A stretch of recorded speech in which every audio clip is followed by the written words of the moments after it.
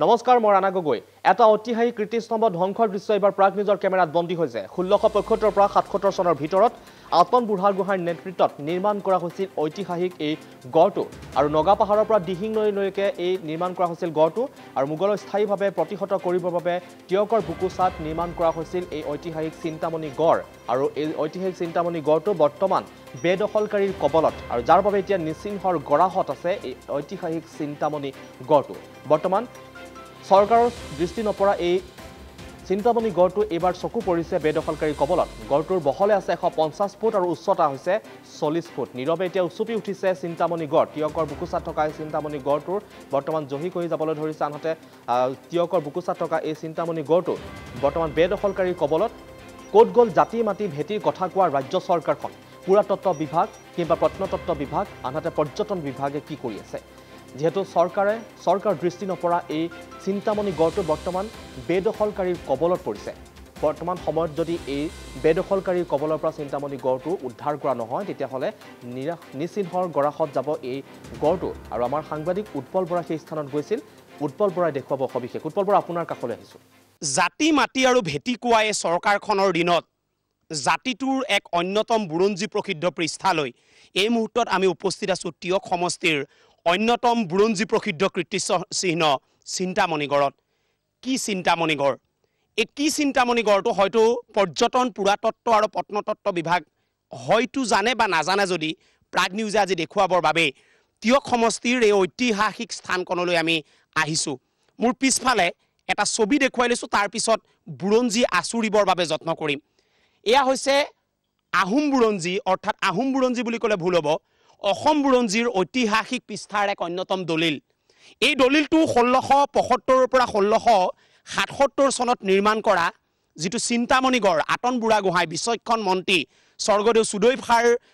ৰাজত্বকালৰ বিচক্ষণ মন্ত্ৰীসভাৰ মন্ত্ৰী আতন বুঢ়াগোহাঁইৰ দিনত এই গম্বুজ ভাগ নিৰ্মাণ কৰা হৈছিল এভাগ নহয় 400 মিটাৰ দূৰে দূৰে এনেকুৱা কেইবাটাও গম্বুজ নিৰ্মাণ কৰা হৈছিল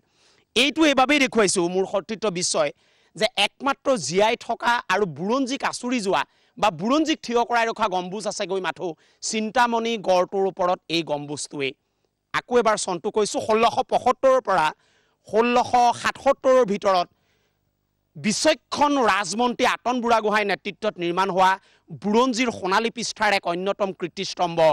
এই চিন্তামণি গড়ৰ বুকুচাত থিয় হৈ থকা এইটোৱে গম্বুজ এই গম্বুজৰ কাম আছিল সেই সময়ত শত্ৰুপক্ষ নিৰীক্ষণ কৰা 2 ইয়াৰ কাম আছিল নিজৰ শত্ৰুসকলকো সংকেত ধ্বনি দিয়া এই গম্বুজটোৰ হয়তো অনুমান কৰা হৈছে যে ইয়াত তলত জুই লগাই দিয়া হৈছিল ভিতৰত ইয়াৰ ধোঁৱাই নিজৰ সৈন্যক হয়তো সাৱধান বানি দিছিল অন্যথা শত্ৰুপক্ষ হয়তো ইয়াৰ ওপৰত উঠি বা শত্ৰুপক্ষৰ চোৱাৰ এটা আচলতে প্ৰচেষ্টা চলোৱা হৈছিল এতিয়া কথা হ'ল যে এই কীৰ্তিস্তম্ভটো এটা মৰি মৰি জি আছে বুৰঞ্জীক এনেকৈ শ্ৰদ্ধা কৰিছে জাতি মাটি আৰু ভেটিৰ কথা কোৱা চৰকাৰখনে বুৰঞ্জীক এনেকৈ শ্ৰদ্ধা কৰিছে সেইবাবে এই পৃষ্ঠাটো দেখুৱাইছোঁ এই বাতৰিটো আমি টিয়ক সমষ্টিৰ পৰা কৰিছোঁ আমাৰ প্ৰশ্ন পোনপটীয়াভাৱে জাতি মাটি ভেটি কোৱা মাননীয় মুখ্যমন্ত্ৰী মহোদয়লৈ আপুনি নিৰ্দেশ দিয়ক যোৰহাট জিলা প্ৰশাসনক যে হাতীগড় এতিয়া মৰি মৰি জীয়াই আছে চিন্তামণি গড় বেদখলকাৰীয়ে হাতোৰাত এতিয়া মাথো চকু পানী টুকিছে আৰু এই গম্বুজটোৱে সাক্ষী কৰি থৈছে চিন্তামণি গড় বুলি কোৱা এটা বুৰঞ্জী প্ৰসিদ্ধ পৃষ্ঠা আছিল আৰু এই পৃষ্ঠাটো এতিয়া মৰিছে আপুনি যোৰহাটৰ উপায়ুক্তক কওক যে কোনোবা এজনক পঠিয়াই ইয়াত যে চিন্তামণি গড় বুলি এটা দিহিঙৰ পৰা একেবাৰে নগা পাহাৰলৈকে লাগি থকা এটা গড় আছিল এইটো এটা নিৰীক্ষণ কৰিবলৈ কওক মোৰ ইয়াত একাংশ সচেতন এই অঞ্চলৰ ৰাইজ আছে মই তেখেতসকলৰ লগত কথা পাতিব বিচাৰিম এই কথাটো আপোনালোকৰ বিবেকত কিমান আচৰে এই কথাটো আপোনালোকৰ বাবে তো গৌৰৱৰ পৃষ্ঠা আজি অসমৰ বিভিন্ন জেগা পাৰ যদি ইয়াক সংৰক্ষণ কৰিলেহেঁতেন লোকে চাবলৈ আহিলেহেঁতেন খুব ভাল হ'ল দিন এইটো কাৰণে অসম চৰকাৰক এইটো অতি সোনকালে ইয়াক কিবা উন্নয়নৰ ব্যৱস্থা কৰিবৰ কাৰণে মই অনুৰোধ কৰিছোঁ আপোনালোকৰ দুখ লাগে নাই যে গড়টো ইতিমধ্যে শেষ হৈ গৈছে অত্যন্ত দুখ লাগে এইটো এটা বুৰঞ্জী থাকোঁতে দেখিছোঁ ইয়াত পদূলি অভাৱৰ একদম সমস্যা ইয়ালৈ মানুহ আহোঁ বুলিতো ৰাস্তা আহিব নোৱাৰে একদম মাজুলীতকৈও চোকা ইয়াত চোকা এই গড়টো মানে ভাল কি এই ফুটাটো সমানলৈকে মানে গড়টো মাতি আছিলে কিন্তু পিছত মানে আমাৰ ছাত্ৰ সন্থাই হেৰি কৰি এই পিলাটো মই মিস্ত্ৰী মানুহ মই বনাইছোঁ এইটো হাউলি গৈছিলে বস্তু এতিয়াও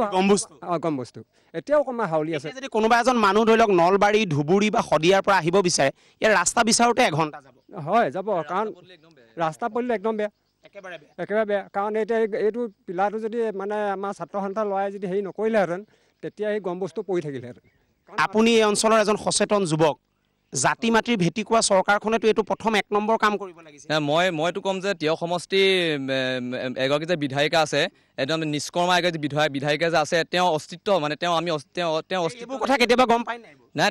তেওঁ আমাৰ এইটো বামুণপুখুৰী পঞ্চায়তৰ অন্তৰ্গত। এই বামুণপুখুৰী পঞ্চায়তটো মানে প্ৰায় 100 মিটাৰ আঁতৰত বামুণপুখুৰী পঞ্চায়তটো কলিয়াপানী ব্লকলৈ যিটো অহা ৰাস্তাটো আপোনাৰ গৰুবাট সদৃশ। সেনেকৈ গৰুবাটে দি জানো পৰ্যটক আহিব? মানে আমাৰ ইয়াৰ কথা হ'ল কি, আমাৰ এই দৌলটো সংৰক্ষণৰ লগতে ৰাস্তা পদূলি উন্নত নকৰিলে ইয়াৰ মানে বিধায়িকা একো নকৰিলে। বিধায়িকা মানে ইয়াত আমাৰ আছে নাই আমাৰ সন্দেহ হয়। তিয়ক সমষ্টি বিধায়িকা ৰেণুপৰ্ণা ৰাজখোৱা যে আছে, তেওঁ জীয়াই আছে, সেইটো আমাৰ সন্দেহ হয়। খুব গুৰুত্বপূৰ্ণ কথা কৈছে। মই বিধায়িকাই যদি এইটো চাইছে, আপুনি আপোনাৰ ভাল পাইছে চাগে বাক্যকেইটা শুনি আপুনি, কাৰণ আপোনাৰ আকৌ বিধানসভা আহিবৰ হ'ল। মই আপোনাৰ ওচৰলৈ আহিছোঁ, আপুনি এজন সচেতন ব্যক্তি হিচাপে আমি বাতৰি কৰি থাকোঁতে ব্ৰেক মাৰি গাড়ীখন ৰখাইছে ইয়াত। এই কথাটোৱে আপোনাৰ আচৰি গৈছে নাই হৃদয় যে আমাৰ পৰ্যটনৰ অন্যতম অনুষ্ঠানটো শেষ হৈ গৈছে? প্ৰথমতে মই আপোনালোকলৈ ধন্যবাদ জনাইছোঁ। এই পুৰণিকলীয়া এই গম্বুজ ভাগ যে আমাৰ চিন্তামণি গড় সুদূৰ ব্ৰহ্মপুত্ৰৰ পৰা লাগি একেবাৰে গাভৰুলৈকে আছে, তাৰ তেনেকুৱা এটা গম্বুজ ইয়াতহে আছে। মই ওচৰ হিচাপে লোকেল হিচাপে গোটেই নাগৰিক সমাজক কওঁ যে আমাৰ ইয়াত এটা গৌৰৱৰ বিষয়। ওচৰতে আমাৰ বামুণুখী বুলি কৈ থাকোঁতে বামুণুখী পঞ্চায়তটো আমাৰ ইয়াতে আছে। মই আজি অলপ দিন হৈছে ইয়াত জইন কৰা, কিন্তু মই এই গোটেই মানুহ মানে জনসাধাৰণৰ লগত আলোচনা কৰি যে আমাৰ SDC ছাৰ, DC ছাৰ সকলোকে আনি আমি এই ভাগ দেখুৱাই, এই ভাগেই আছে আমাৰ আহোমৰ কীৰ্তিচিহ্ন, চিন্তামণি গড় হিচাপে চিনাকি আমাৰ এইকণেই দিব। আৰু আপোনালোকে কি দাবী জনাব আজি? আমি দাবী জনাম যে এই বস্তুটো, এই গড় ভাগ সংৰক্ষণৰ কাৰণে মানে আপোনালোকৰ থ্ৰুৱেদি আমি বিনম্ৰভাৱে অনুৰোধ কৰিছোঁ, যদি পাৰে মানে কি আপোনালোকে পাৰিব, আপোনালোকৰ দ্বাৰাই গোটেই হেৰি চলি আছে। গতিকে জনাইছোঁ মই এটা কথা এই মুহূৰ্তত বুৰঞ্জীটো অকণমান চুব বিচাৰিম। আপুনি ইয়াৰ পৰা যদি অলপ দূৰ যায়, ইয়াৰ উচ্চতাটো অলপ বেলেগ, অৰ্থাৎ ইয়াৰ উচ্চতা আছিলে 40 ফুট। এই গড়টোত যে আপুনি মই থিয় হৈ আছোঁ, এই গড়টো যে এই মুহূৰ্তত প্ৰাগ নিউজৰ স্ক্ৰীণত দেখি আছে, এই গড়টোৰ উচ্চতা আছিল 40 ফুট। ইয়াৰ প্ৰস্থ অৰ্থাৎ বহল আছিল 150 ফুট। এইটো কাটি এতিয়া আহি পেলাই এটা সৰু ৰাস্তাৰ দৰে কৰিলে। এইটো 1, 2 ইয়াৰ যিটো উচ্চতা এইটো কাটি পেলোৱা হ'ল বা শেষ হৈ গ'ল। 40 ফুটীয়া ৰাস্তাটো হয়তো এতিয়া আপুনি 10ৰ পৰা 12 ফুটীয়া এটা ৰাস্তালৈ ৰূপান্তৰিত হ'ল, অৰ্থাৎ 28ৰ পৰা 26 ফুট ৰাস্তা ইয়াত উচ্চতাটো শেষ হৈ গ'ল। বহল 150 ফুট। ইয়াক হয়তো দুই ফালৰ পৰা এনেকুৱা ধৰণে আক্ৰমণ কৰা হ'ল, এই গড়টো হয়তো আৰু দুদিনমানৰ পিছত পথাৰৰ মাজেদি যোৱা এটা আলিলৈ ৰূপান্তৰিত হ'ব। শেষ এটাই চিহ্ন আছে, সেই চিহ্নটোৱে হ'ল এই গম্বুজ। আৰু এই গম্বুজ ভাগ যদি সংৰক্ষণ কৰা নহয়, আৰু এই গম্বুজ ভাগক সৰুগত কৰি যদি দিহিঙৰ পৰা নগা পাহাৰলৈকে লাগি থকা এই চিন্তামণি গড়টো সংৰক্ষণ কৰা নহয়, প্ৰাগ নিউজৰ নিবেদন আৰু অনুৰোধ যে ৰাজ্যৰ মুখ্যমন্ত্ৰীয়ে হস্তক্ষেপ কৰিব লাগে, নিৰ্দেশ দিব লাগে যোৰহাটৰ উপায়ুক্ত বাইদেউক, আৰু পুৰাতত্ব পৰ্যটন আৰু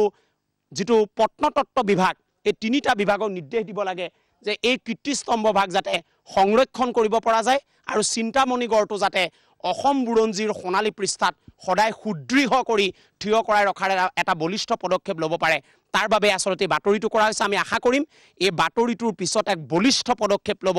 জাতি মাটিৰ আৰু ভেটি ডাইলগত নকৈ সঁচাকৈ কোৱা এই চৰকাৰখনে এটা বলিষ্ঠ ভূমিকা ল'ব বুলি আমি এই বাতৰিটো প্ৰকাশ পোৱাৰ পিছত ৰাজ্য চৰকাৰখনৰ পৰা আশা কৰিম এই মুহূৰ্তত। হয়।